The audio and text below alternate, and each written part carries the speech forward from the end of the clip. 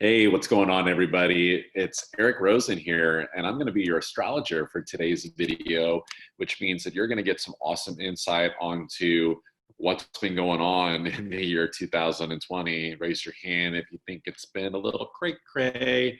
So I wanted to put together basically a series of 3 videos, past, present, future for 2020, to not only understand what's happened up until now, all the way through September, what's currently happening, and what we're going to be experiencing into the fall season.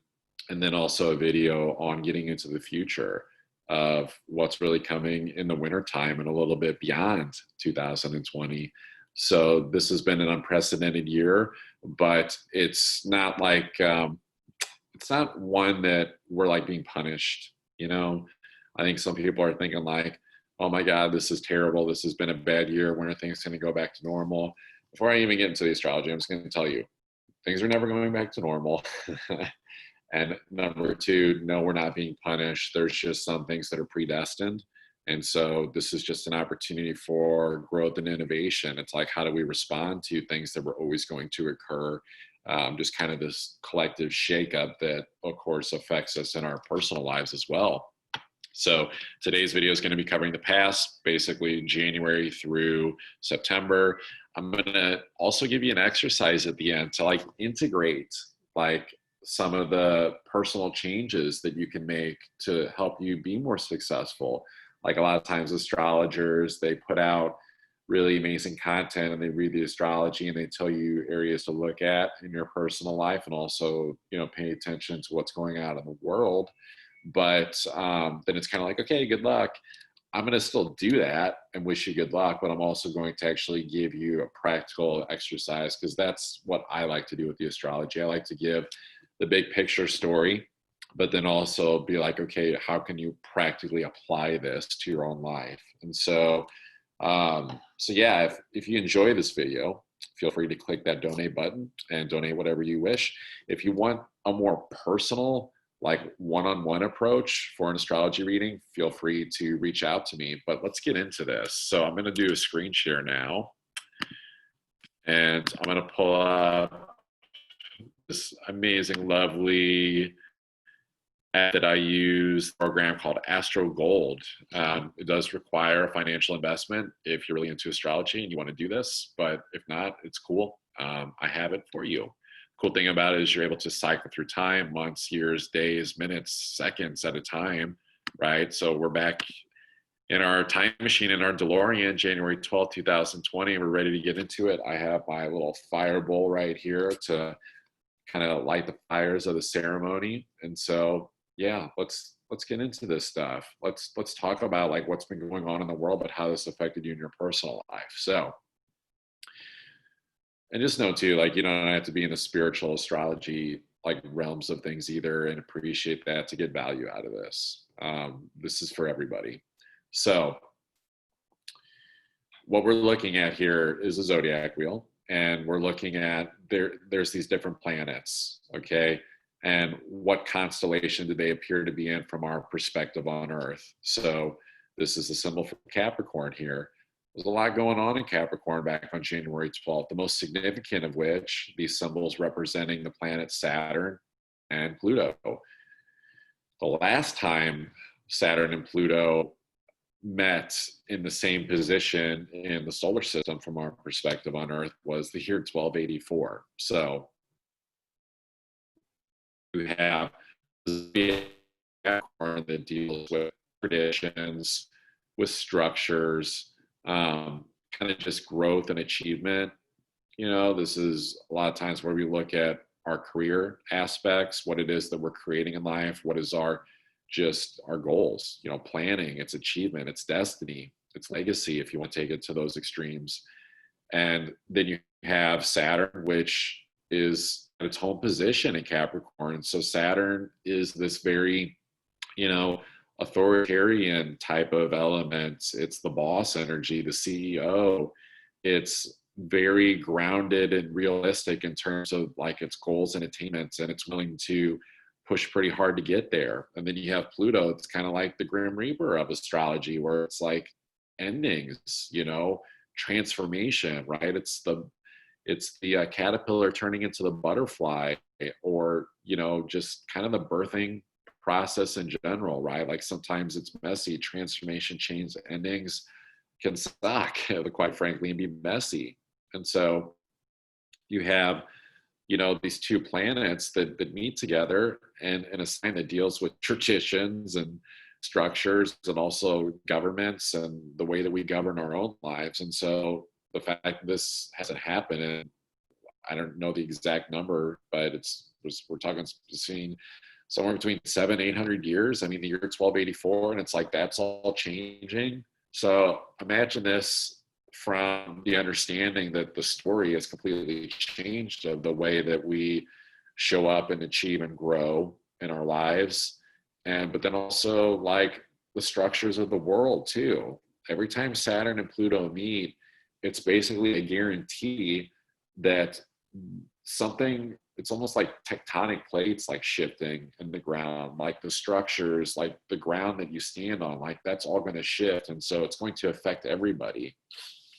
So you'd have to be living under a rock basically to not experience it. And even then, like you're probably still going to experience it on a level of fear that you can't explain, because Saturn and Pluto do bring a lot of fear. And so I would run this quick little experiment and see like what was going on in your life leading up to, especially around Christmas time of last year, 2019, where these planets officially met on January 12th, because you'll find that there was some fear or apprehension that you had in your life, probably especially around a partnership, a relationship. Talked to a lot of people that kind of knew that there was some things ending in terms of relationships. Maybe it could have been job, finances, career, just really any way that you show up in your life, and your deep commitments of traditions of the way that you recognize your success, like that fear was the Pluto ending of like, oh my God, things are changing. This is going to be completely different now. Like things are never going to be the same way that they used to be. So that said, this was this predestined event where it's like, this is what set off the events of the year 2020. It's like mid-March was, for example, when COVID was the thing that became all the rage in terms of its hostility towards the collective, and then the representation of it on the media, which I'll get into as well. But this is also the understanding that when we started to see it, but there was still things kind of like going on in the background, like Pluto, especially Pluto being in Capricorn, it's kind of like the dark plan a little bit. In fact, I'll show you an image that kind of reminds me of Pluto. If I didn't have this pulled up and ready, but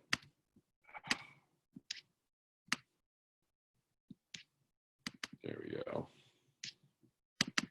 I didn't think I was going to do these, but that's actually from this folder. Yeah, so to me, Pluto and Capricorn kind of reminds me of this image right here that I'm pulling up, where it's like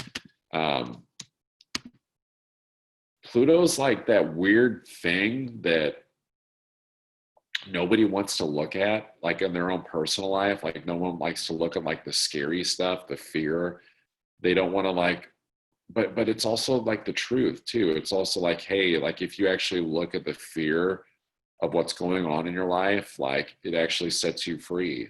It's like the apprehension and avoidance of the fear is what continues to perpetuate it, because what we resist persists. And so whether this was in your own personal life, like what it was that you were feeling, like this crazy gnarly looking image here, or even just like the dark weird plan of whatever institutions and governments have seemed to be plotting.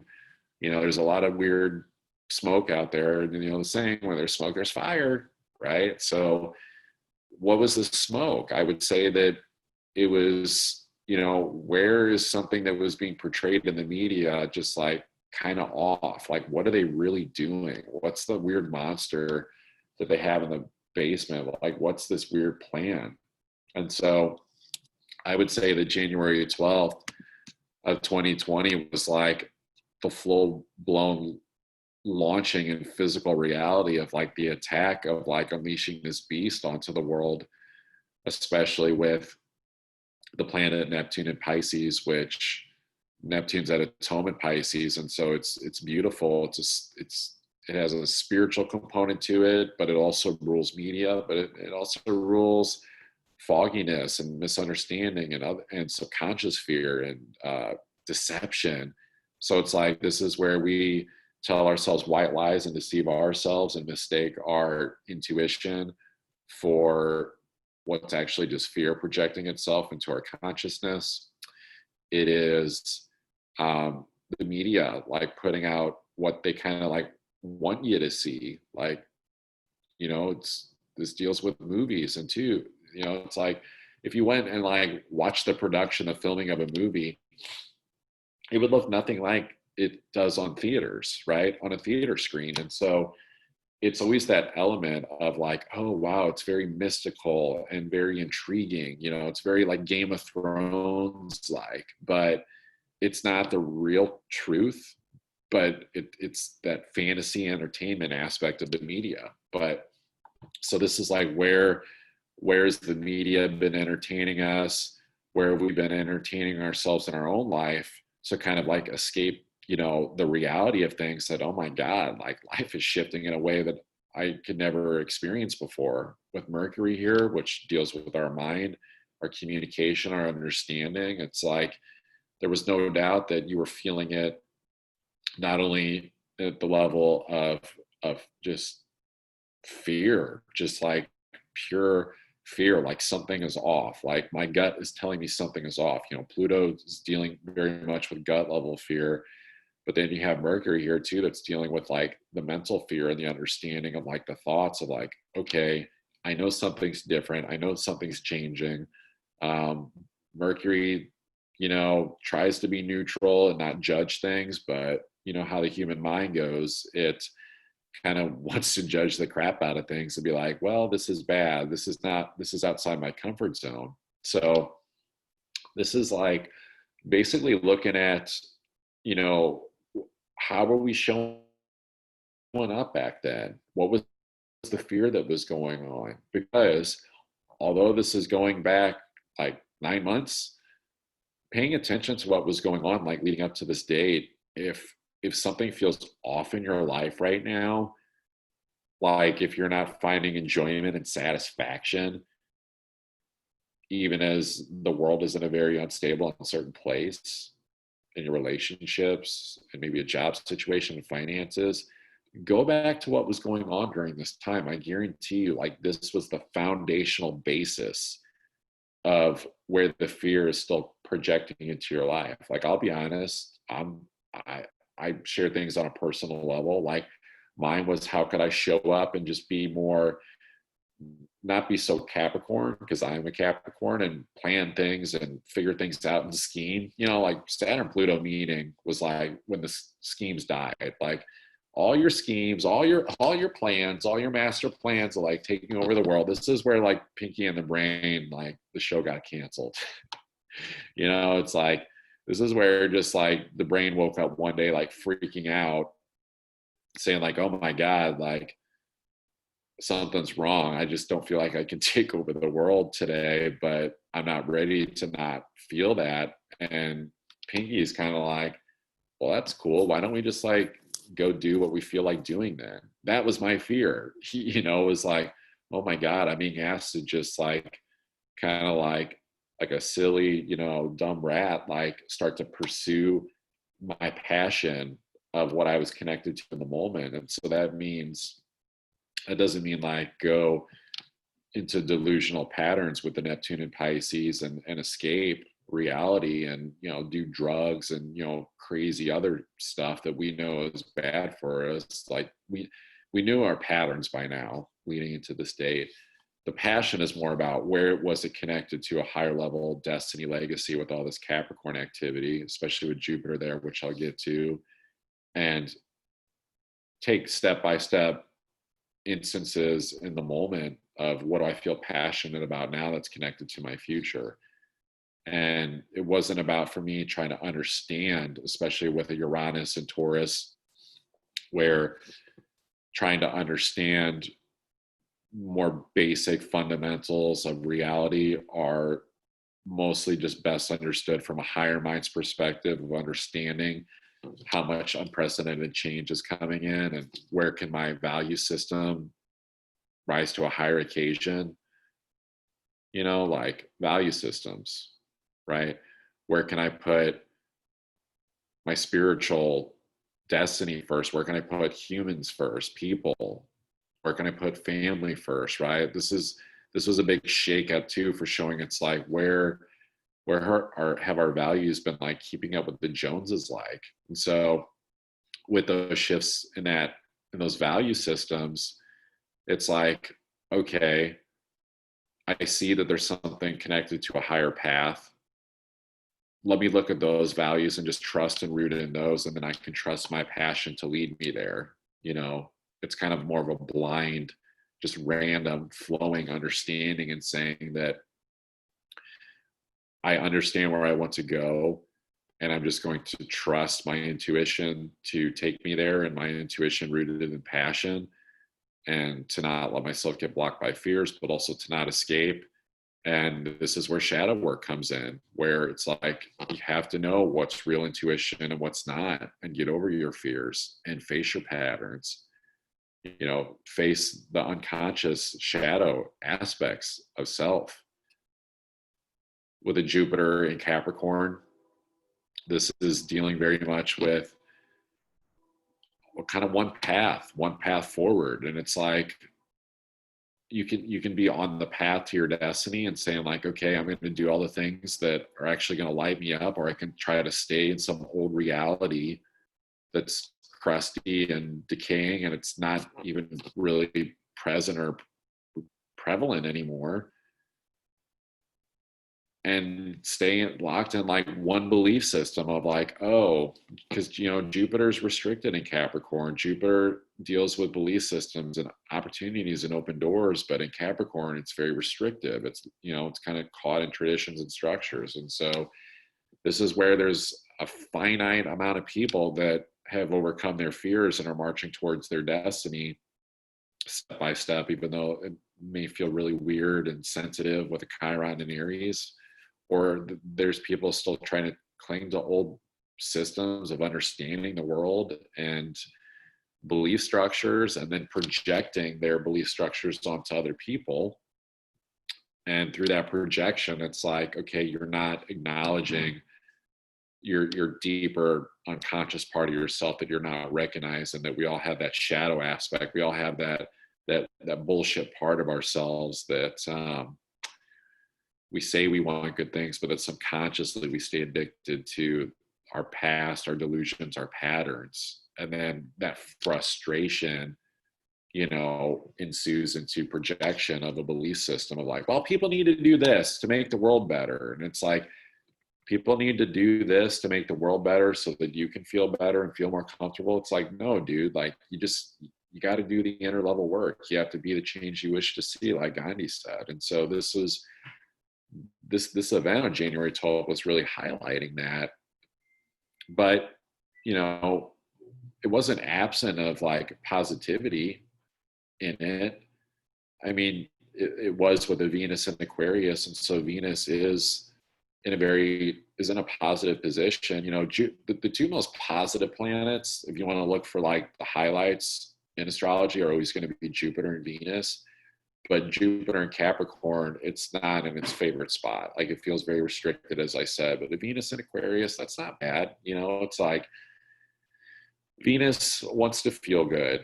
This is dealing with money situations, physical comfort, relationships, our values, talents, our self-worth.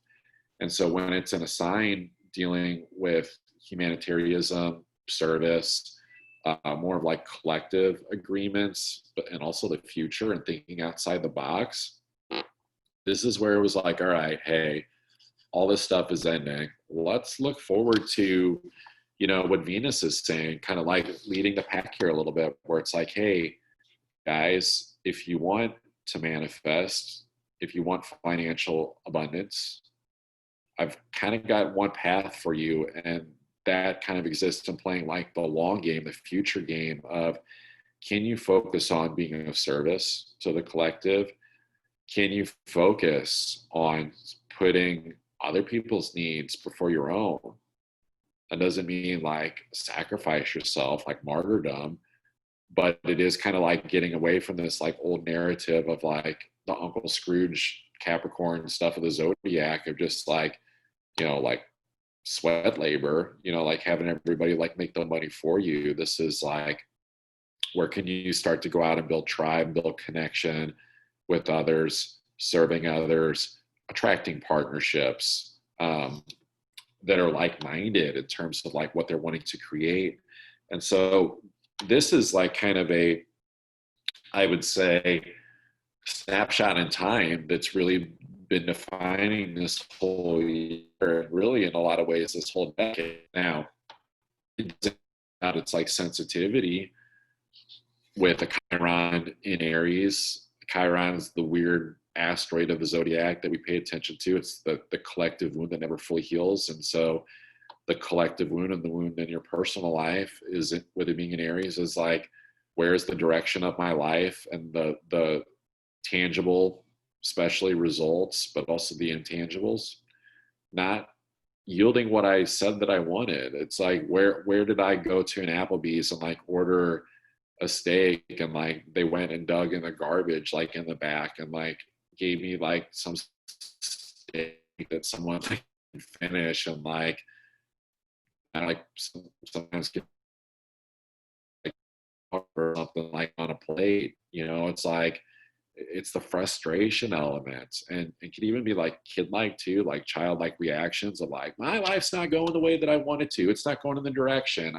I need a belief system to change. I need, or someone else's belief system to change so the world can go back to normal so I can feel better. But it's like, Chiron's been here for a while now, like several months, way before this stuff happened. It's like, let's get real. Like, even before the COVID stuff and before this year, like all your optimisms, I'm sorry to say, about how your ego thought this year was going to go, were delusional. Sorry, but the truth was, it's sinking to a deeper level in a good way, like into the heart, especially with, when the snapshot time occurred with the moon in Leo, the heart, the love, the positivity, connecting to emotional place of just creativity. So getting over this sensitivity, there's a lot to say about love and positivity are the way to get over that. Like, the understanding of Leo is that this is where the sun loves to be. And the sun is like kind of what we kind of look to as a not pictorial, but like 3D representation of like God a little bit in a way. Like, it's the all-powering, like life force energy. Like it illuminates the moon, right? Like, it's the sun's rays that make the moon bright in the night sky. It provides life. And so it's almost like, emotionally, the way that you're providing life is by getting in touch with love, creativity, inner child, and surrendering old crusty belief systems and getting over ego sensitivities of identification of, how is my life supposed to go, and realize that actually there's great healing that's occurring when things don't show up the way that you want them to, because it's showing where were you out of alignment in terms of what it was that you were creating, manifesting with these planets in their positions they are. And it's an opportunity to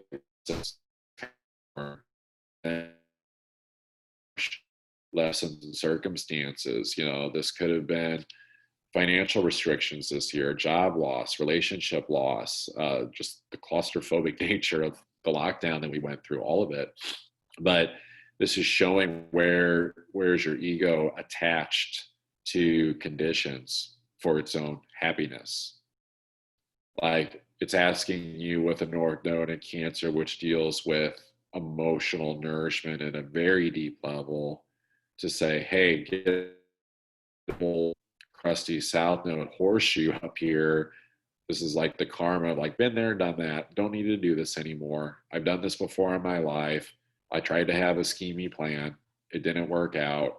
Where's the illusion thinking that your master plan is going to create something, more beneficial in your life, that when I get to this place, then I'll feel better. The North Node in Cancer is saying, hey, a lot of this was about planting our roots in emotionally nourishing soil, having a stable foundation in life to be able to weather more chaos and more storms, especially that come on the energetic, emotional level going through the rest of this decade.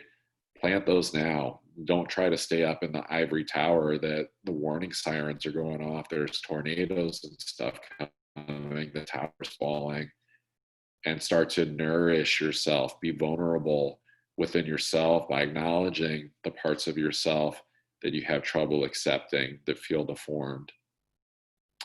So I hope this is making sense so far, but it's the understanding that overall what was occurring was, for anyone watching, it's like if you understand tarot, or even if you just want to go look it up, if you don't, there's a card in the deck called the Tower card. And the understanding of the Tower card is it deals with transformation and where does the ivory tower, the structure, start to crumble and catch on fire. And there's like people jumping out of the windows and freaking out. Kind of a crazy card, but that's what happens. That's what Saturn Pluto meeting are. And those people, though, in that card, they're jumping out of the windows because they didn't listen to the warning signs. Like, that's the thing. It's like God, the universe, always gives warning signs through Neptune. It's like, it even looks like an antenna. This is your psychic intuition antenna. But if you're letting your thoughts tamper with the integrity of the message and your belief systems, keeping you locked away, then you kind of ignore the message and then get upset and butthurt when things don't turn out the way that you want them to, and things are just in a chaotic, unpredictable nature with Uranus and Taurus. This is shake-up energy, unpredictability with money, relationships, homes, all of it, living situations. So I didn't mention yet Mars in Sagittarius. This is kind of a staple of this chart where we're showing where can we remain committed to a sense of optimism and hopefulness, even though things look really grim. But the sense of optimism and hope that has to come with a sense of commitment and action. It's remaining committed to a belief system that is rooted in positivity, in growth, just, grand doorways of opportunity opening, but these are more metaphorical and energetic in terms of like, or it's not so much like doorways of like, oh, how can I graduate to the higher level of like the corporate ladder, like that type of higher belief.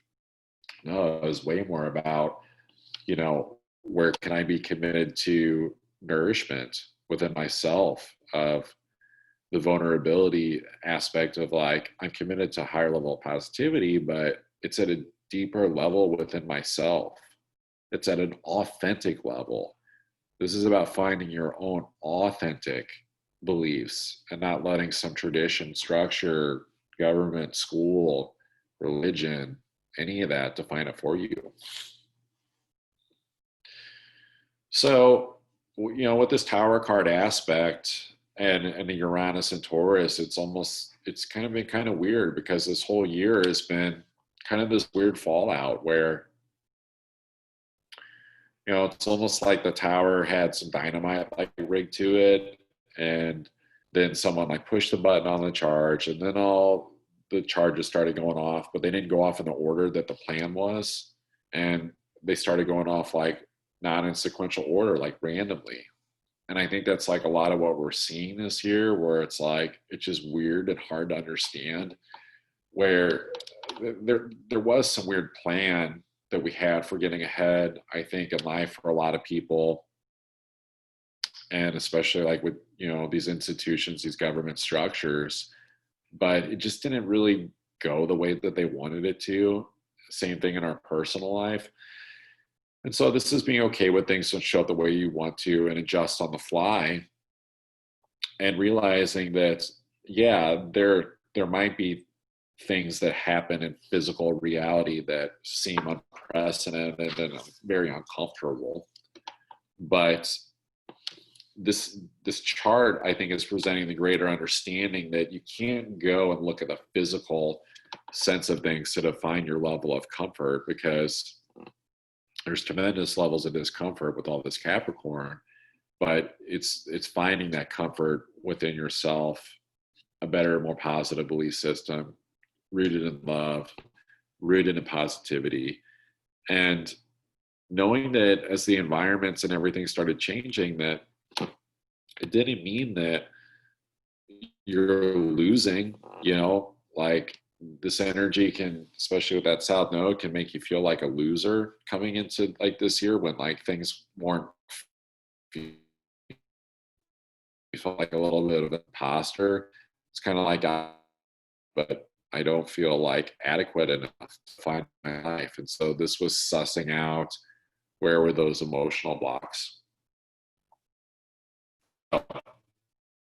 That's the first chart that I have for you. I'm actually going to move on to the next one I have, which I'm only doing 2 charts actually for the past. So there's going to be many other charts for the present and future videos I'm going to do. But the one I'm going to fast forward to is March 19th to show what was going on. What was going on? More of the physical sensations of what this year was setting up. So yeah, so basically just, want to make sure that I address this. It's like I answered the question of like, okay, these were predestined to me. This the stuff in 2020 was always going to happen, right? There were plagues, there was the Napoleon War, there was all kinds of weird stuff that was going on around the time when these things have met over the course of history. And so we were all in for something this year. Whether you believe in, COVID or not, like there's something going on. And so I think what we can learn so far from this chart is that, hey, like really our structures were kind of blocking us from our happiness and nourishment anyway. And so why would we continue to perpetuate old traditions that are just not working out? Working today, or love and positivity. And so I'm going to get into this next chart. Oh, those are months. We're getting way too far ahead of ourselves. January 12th. So this is changing into days now. So we'll go March 19th. And so what you're witnessing on your screen is basically just the progression of the planets, right? Like they have their own orbits in the solar system. And so this chart is essentially just showing, how do the placements change? Where do things look different now? So I like to position my chart, hours. I just like to position it to where Aries ends up on what's called the rising line. This is the eastern horizon when we look at these charts. So then the sun sets in the west over here, but so yeah, Aries is, it's a spring season. This is just where the sun kind of comes back for its rebirth after being in the winter time. So it's just like, in terms of comprehension, it's like I can read it either way, but this is just kind of my preferred method. So March 19th, 2020, what was going on then? Well, the big one was Uranus, that some people could call it pesky planet because it's so wild and unpredictable. It deals with like the unpredictability of the heavens, the skies. Like when is a tornado, an earthquake going to hit? When's it going to rain? What's the sun going to be out? This is Uranus is the astrological explanation for why it's okay for weathermen to have a low conversion rate in terms of their predictions. And with it being in Taurus, this is that unpredictability around partnerships, money situations, the economy. Uranus was in Taurus during the Great Depression and the build up to World War II. So that's why, you've seen articles like, oh, like this is the worst unemployment that we've had since the Great Depression. This is why.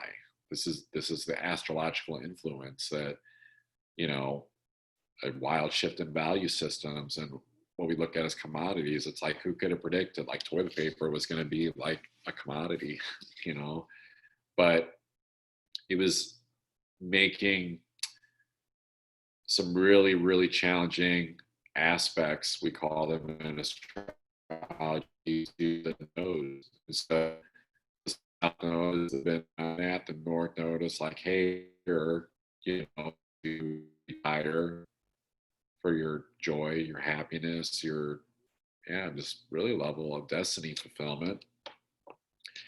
But these aspects, it's like whenever they're like this in the position that they're in, this is where some random crazy stuff was like just bound to happen. Like there was just no doubt about it. Things were going to surface on a physical level that were going to be pretty heavy in weight. It was going to be random. It was going to affect the economy and partnerships and money situations in a very significant way. But the lesson was, hey, where can you still find emotional stability within yourself, even when weird things are happening? Where can you find connection in family, the home life? That's all Cancer ruled aspects: family, home life, emotional nourishment.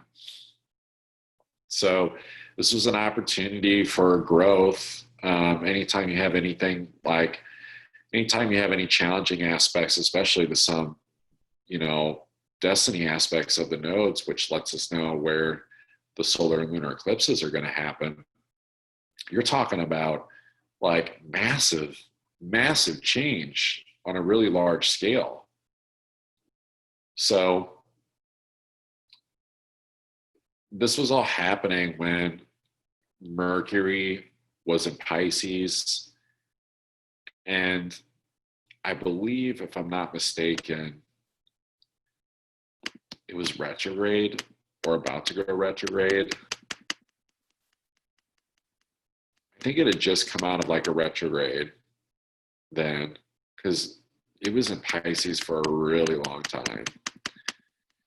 But nonetheless, the understanding of like a Mercury in Pisces, we're talking about the zodiac sign again that deals with like fogginess and misunderstanding, illusions, and then Mercury, our mind's communication. It's like, yeah, what weird message was being put out in the media where the facts just like weren't being understood. And so in your personal life, it was kind of asking the question where it's like, okay, like, I know there's some weird treachery like going on here, like there's some weird deception and things aren't making sense. Or it's, buying into the rhetoric of like, oh yeah, these old tradition structures, old leadership and government officials, like they'll tell the truth. Like, of course they will, and people with that Mars and Jupiter just being gung-ho, like really just ramming their belief systems like down people's throats. Like, you need to social distance, you need to stay home, you need to do all this crazy stuff. And it's like, all right, where's the love and positivity in that? Venus came to one of its home signs. My favorite home sign where Venus is at, maybe it is Venus's favorite, in Taurus, where it gets to feel comfortable, where it gets to manifest and create awesome situations for prosperity, but not in the old way. Not the old way that we used to do it. It's like, no, Moon in Aquarius, it's like you got to find a way to emotionally disconnect from that old way of doing things and be like, all right, I'm just going to take a new path. I'm going to be innovative and futuristic about my thinking and emotional understanding. Aquarius is that sign again that deals with service. And so it's like, where could you almost like disconnect from your own emotional undertones of like your sensitivity of where your life isn't going the way that you want it to, and step up and serve in whatever random way things were presented to you. Like, I'll be honest, like around this time when this stuff was happening, I got a message from a friend who was like, hey, like there's a gold rush right now with grocery delivery. Like nobody wants to go to the stores because they're terrified of COVID. And it was nuts. It was like there was so many grocery store orders and not enough drivers signed up on this app to take them, that it was like you would have to like basically be a flunky to not make it almost like $40 an hour or sometimes more. So, but it was like there were random opportunities that were presenting themselves, but it's like, if it was like, oh no, this looks too deformed, or let me just like kind of hide in the past a little bit. It's almost like I kind of like my suffering. It's like, hey, like we made a pizza over here. Like, do you want some? And you're like, no, I just want to like keep licking my fingers and like seeing if I can get some of the crumbs of like my lunch from 3 days ago to stick to my hands, like lick it off my fingers. Like why keep going back to like old forms of nourishment that aren't getting it anymore? It's like all these events we're showing, it's like, hey dude, like I'm sorry, like the reality changed. You can't go and get your fixins the way that you used to. Like, there was kind of a shutdown aspect that was starting to occur, right? I remember I was at a spiritual fair doing astrology readings when people were starting to panic about this in the US. And there's basically just two, like especially like with Jupiter and Capricorn, the last thing I want to do during this spiel, this talk, is like preach belief systems and say, this is what I believe, or convince you what to believe. It's like the understanding of astrology is it's meant to be used neutrally, as a neutral tool for like being like, oh, okay, this is what's going on in the constellations and the zodiac. So how does that affecting me in my personal life? Oh, well, let's just see, rather than being like, oh, well, the astrology says this and it said COVID was fake, or that you guys were fooled or whatever. But I mean, it does show, that there was some weird, just not all the facts were there. Mercury likes to be in Virgo to tell all the facts. It wasn't there. It was not there. So you can see just the advancement of some of this stuff too, where it's like Capricorn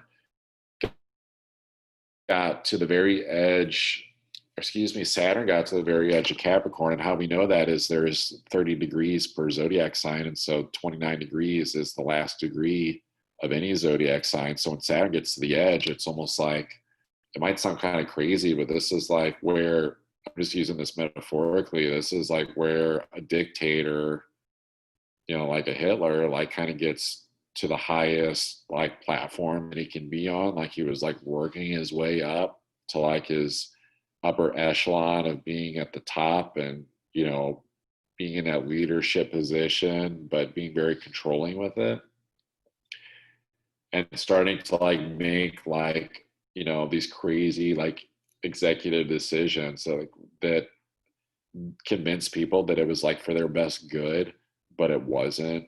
It was for his interest and his comrades' interest. And so it's like, where was this like going on? And there's a lot of weird stuff, stuff with like George Soros and bricks and undercover cops smashing out windows whenever the riots started to happen, which of course that came at a later date, but it's still the understanding that it was like, what weird master plan did like these guys hatch, and where am I still living out a dark plan in my personal life of still trying to like Smeagol trying to get the ring and Lord of the Rings, and realizing that, hey dude, like maybe if you just like stop searching for the ring and just got some sun, and like maybe the hobbits would like nurse you back to health, maybe you wouldn't like look like such a creep anymore. It's like, where can we stop being creepy in our own lives and doing things that aren't really for the highest good of the collective, for everybody. And and then, and I would say even for the people that feel that they're doing that, back then it was like sussing out where was there an incongruence with saying that I do represent what's best for people, service, collective humanity, but the ego is still getting involved and throwing some just weird, shady curveball energy into your life. And it was showing you, where does what you believe and what you say not really match your value systems? Where can you innovate your value systems? It's like back then it was like, for me it was like, there was some challenges financially these past couple of years. And so, like most people, uh, in the US especially, it's like one of my forefront values was finances, how much money I had. And but it was also for my own sense of stability. It wasn't for a sense of like, I want to manifest more to like give more and help more people. It was like, I just wanted some financial stability. And so this was part of this was me like looking at, to hell with it. It's just like, where can I accept what the universe is giving me with that gig that I got? Where can I be of service? And I did really well with it because, I was focused on customer satisfaction, being of service. And so this doesn't mean that it doesn't matter what you're doing. It's like, if you can focus on what we call in spiritual circles, the karma yoga aspect of things, just show up and just give without expectation, that's when things flow the easiest. So what else do we have on this chart?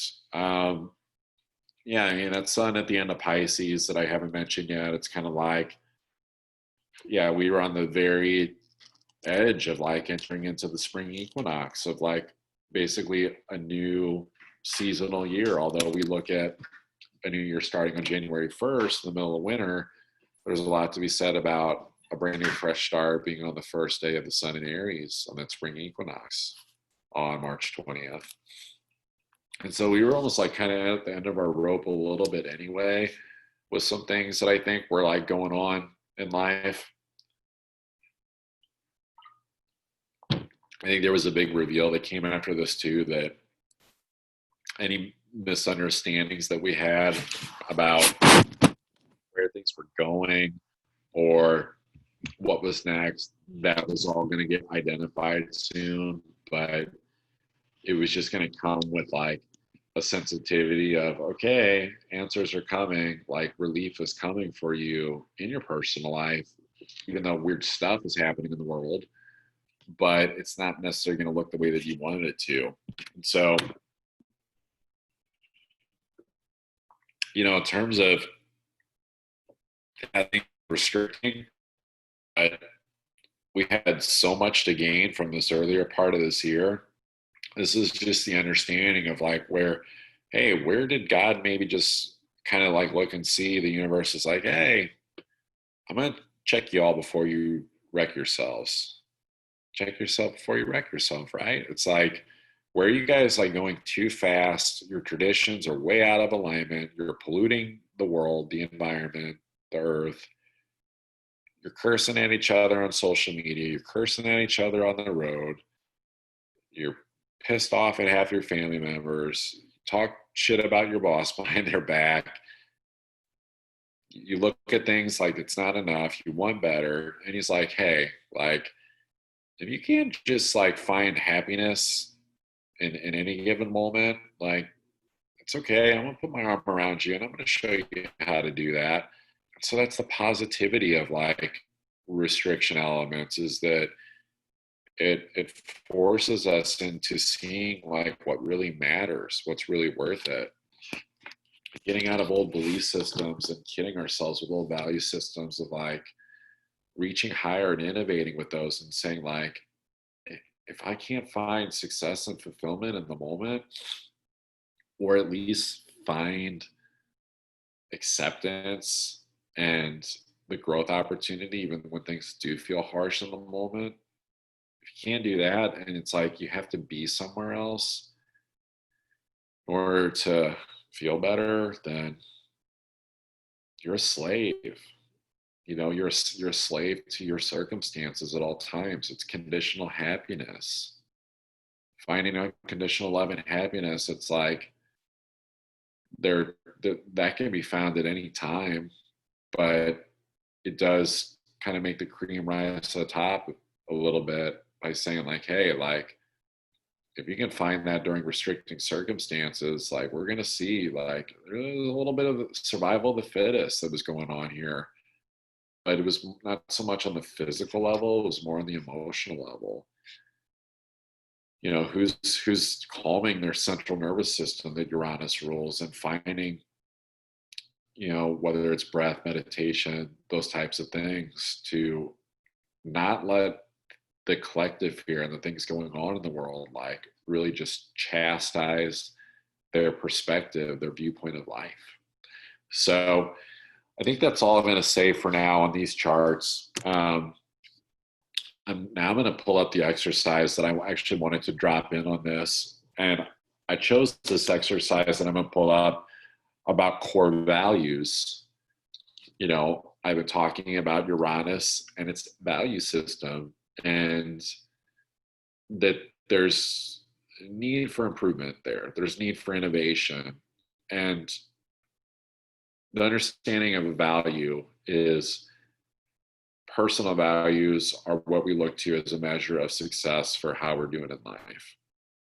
So, for example, I mentioned money earlier. It's like a core value for a lot of people is finance and money. And so it's like if they don't have a lot, but they desire it, they don't feel very successful. But if they do have a lot of it, they're like, okay, I'm good. Core value, check. But the reason why there's need for innovation in core values is because this is saying like, hey, where have you placed an overemphasis on maybe something outside of yourself to formulate a formula for your success? And like, where can you find something more spiritually connected with Uranus and say, actually, I'm going to find this at a higher level. I'm going to feel this in a deeper sense of my being on a spiritual level of being successful. That might sound like kind of woo-woo, but all the things that you attract outside of yourself that you want anyway ultimately come from that vibrational alignment anyway. So it's like identify those core values and shift into those. So it's a weird Pluto dude. I had it pulled up. Past tense.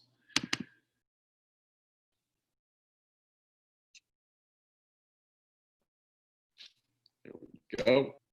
Exercise, getting clear on your core values. In this exercise, we're going to explore the depths of your value system. So the first part is to write down your values. List an order of importance of what matters most to you. Not what your ideal values are, like what you would tell, like, I don't know, someone at church or someone you want to like think highly of you. We all have that thing where it's like, we kind of say things like, so people don't like, they accept us so they don't judge us. This is more about being honest with yourself. Like, what actually is the thing that you spend the most time thinking about? It's like, if you want better relationships, but you're a workaholic, work and career should be at the top of your list. Like that's clearly something that matters to you in terms of a value that you measure as successful. So we want to get real on what we're actually prioritizing, not idealizing. We'll get to the reprioritizing further on in the exercise. So just an example would be work, money, spirituality, fame, love, body image, and so on. So for you, this is basically just looking at those areas of life. It's really just anything that you want to have. You want money, relationship, a nice home, health. Do you want a bunch of friends around you, or do you want privacy? Maybe privacy is a huge core value. Do you want passive income? right? Like some people just want to be able to retire early and have passive income and not worry about money. Nature could be one, living in a rural area. Well, it's like look, assets and abilities. It's like measure of success is like if I don't have much debt, I'm successful. The value. So part two, next to each item, list why you use that spot. Because here's the thing, sometimes values get like maybe passed on to us, you know, from generation to generation, belief system to belief system. And so maybe sometimes that conditioned thinking is there, we don't always think about why is that important, and we just kind of accept it as this is just me.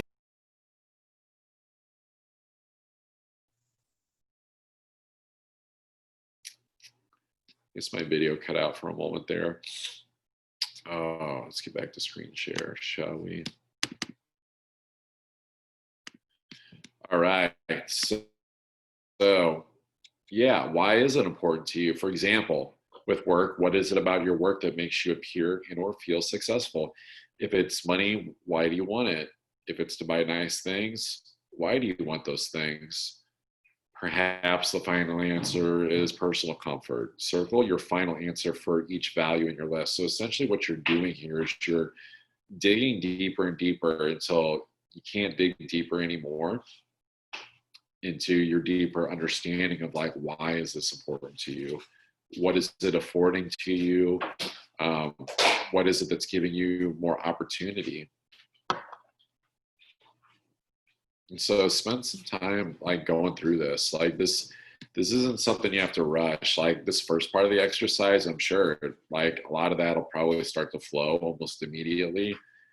You can just do like a brain dump of all the things that you think about in life, and then reorganize them to be like, okay, which one of these do I really think about the most?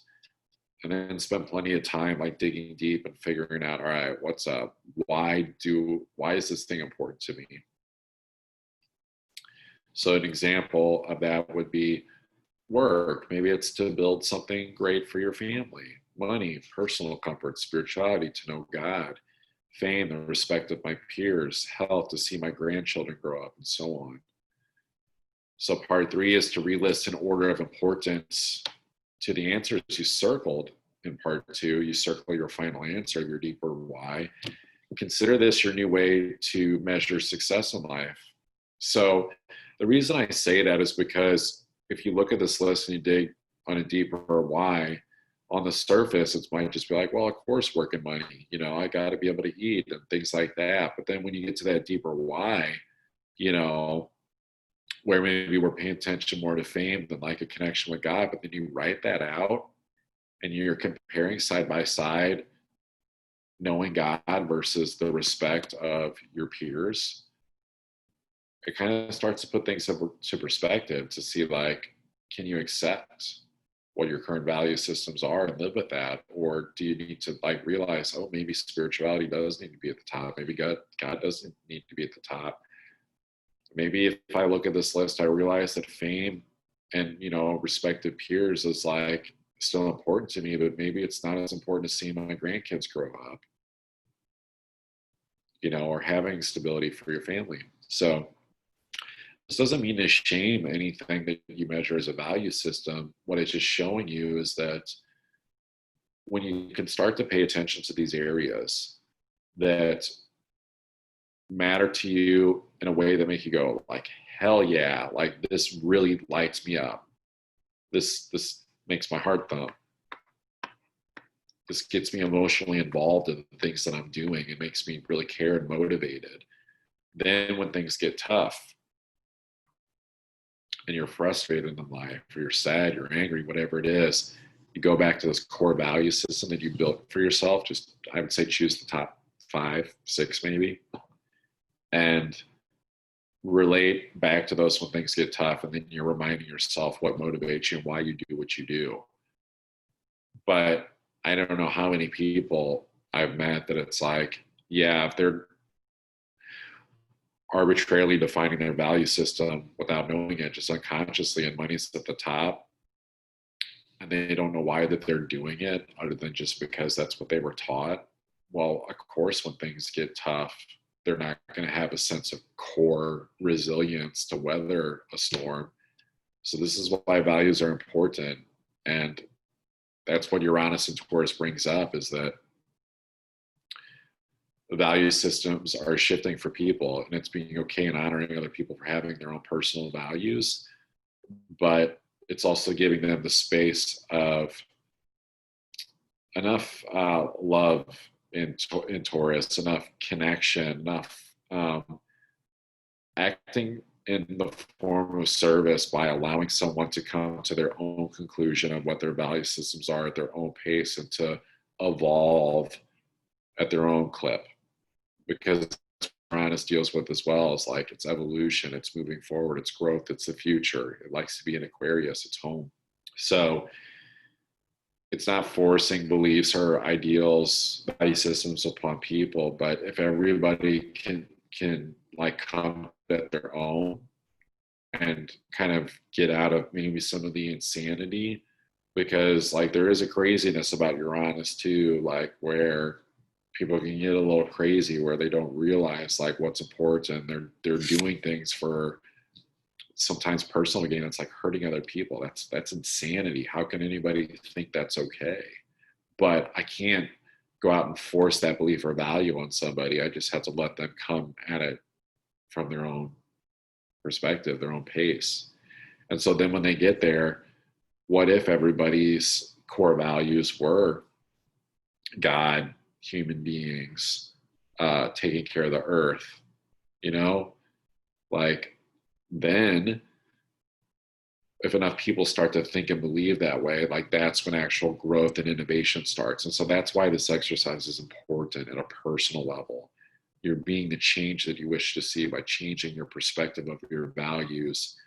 And then when you get clear on this too, it's also going to be easier to notice where the actions that you're taking in your day-to-day life are out of alignment with your core values. So like if I say that God is at the top of my core values, which he is, but then I go my whole day without like thinking about God or connecting to him or acts of service of human beings, then at the end of my day, I might be like scratching my head going, man, like today was a really rough day today, but then I can reflect at the end of the day, which is a healthy exercise as well, just like reflecting at the end of the day, what were 3 things you did well and one thing you could improve upon. That one thing I would improve upon is like the awareness of seeing like, oh, I had a quote unquote bad day today because I don't feel successful because I didn't stick to my core values list.